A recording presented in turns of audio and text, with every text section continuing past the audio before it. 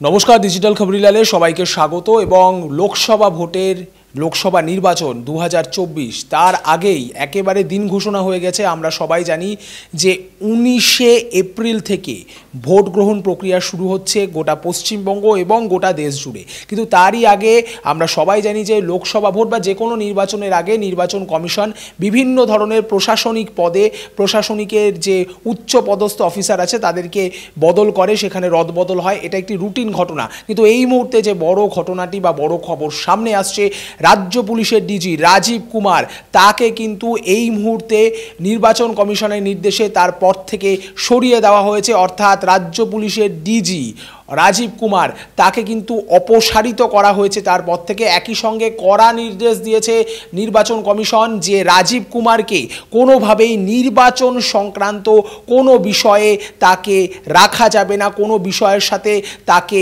সংশ্লিষ্ট রাখা যাবে না, এমনটাই কিন্তু কড়া নির্দেশ দিয়েছে, এমনটাই কিন্তু রাজ্য প্রশাসন সূত্রে জানা যাচ্ছে।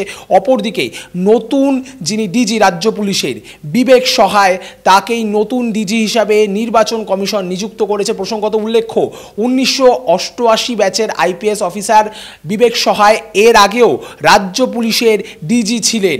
ফলে রাজ্য পুলিশের ডিজির যে পদ বা দায়িত্ব সেটা কিন্তু তার কাছে নতুন নয়। যদিও নির্বাচন কমিশন সূত্রে আজ বেলা 12টা সাড়ে 12টা নাগাদ যে সূত্র মাত্র খবর পাওয়া যাচ্ছে যে রাজ্য সরকারের কাছে তিনটে নাম চেয়ে পাঠানো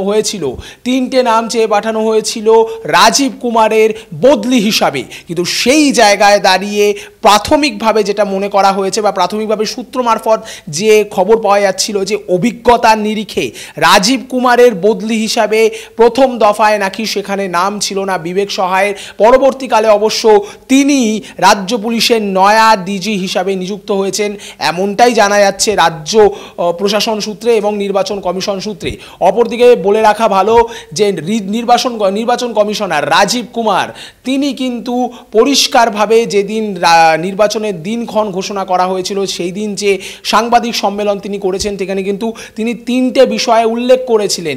3M অর্থাৎ মাসল পাওয়ার, মানি পাওয়ার এবং মিস ইনফরমেশন, এই তিনটে ব্যাপারের উল্লেখ তিনি করেছিলেন। এবং এই তিনটি ব্যাপারকে আটকাবার জন্য একেবারে নিরপেক্ষ এবং কোনো রকমভাবে বাছবিচার না করে পদক্ষেপ করার যে মানসিকতা, সেই মানসিকতার কথা কিন্তু তিনি বলেছিলেন।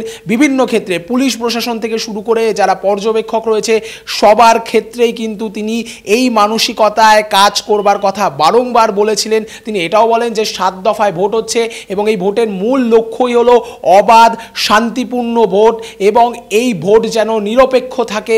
এই ভোটে যারা কাজ করবে, যে সমস্ত আধিকারিক থেকে শুরু করে একেবারে গ্রাউন্ড লেভেলে যারা কাজ করবেন, সবাইকে একটা শর্তই মাথায় রাখতে হবে, যে কোনো মূল্যে নিরপেক্ষভাবে ভোট পরিচালনা করা।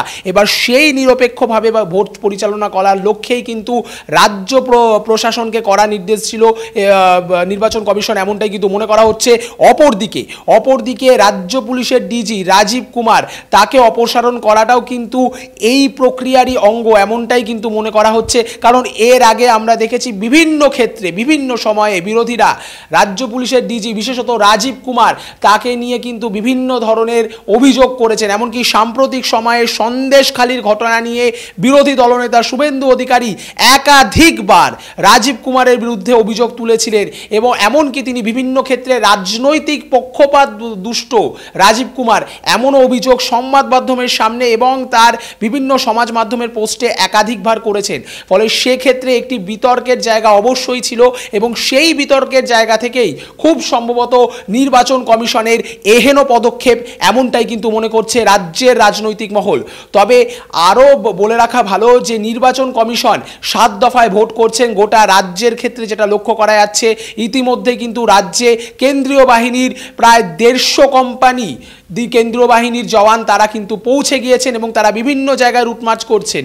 এবং এহেন পরিস্থিতিতে এই রকমভাবেই তড়িঘড়ি রাজ্য পুলিশের ডিজিকে বদলি করা বা রাজ্য পুলিশের ডিজিকে বদলি করে নতুন ডিজি নিয়ে আসা, সেটা কিন্তু সত্যি একটা লক্ষণীয় বিষয়। এবং এটা পরিষ্কার বোঝা যাচ্ছে যে নির্বাচন কমিশন যে কোনো মূল্যে পশ্চিমবঙ্গের রাজনৈতিক ইতিহাসের যে ভোটের ইতিহাস, ভোটে গোলযোগের ইতিহাস, তার যে ইতিহাস, সেই ইতিহাসকে মুছে ফেলতে বদ্ধপরিকর ব্যাপার, এবং সেক্ষেত্রে দেখা যাক যে নির্বাচন কমিশন তাদের এই চেষ্টা কতটা সফল হয়, এই নির্বাচন কতটা সফল হয়, অবাধ এবং শান্তিপূর্ণ নির্বাচন গ্রহণের যে লক্ষ্যে তারা নেমেছেন সেই লক্ষ্য তারা কতটা পূরণ করতে পারেন সেদিকে আমাদের নজর থাকবে। আর আপনাদের নজর থাকুক ডিজিটাল খবরিলালের পর্দায়, কারণ ডিজিটাল খবরিলাল মানেই খবর আপনাদের, নজর আমাদের। ডিজিটাল খবরিলাল, খবর আপনাদের, নজর আমাদের।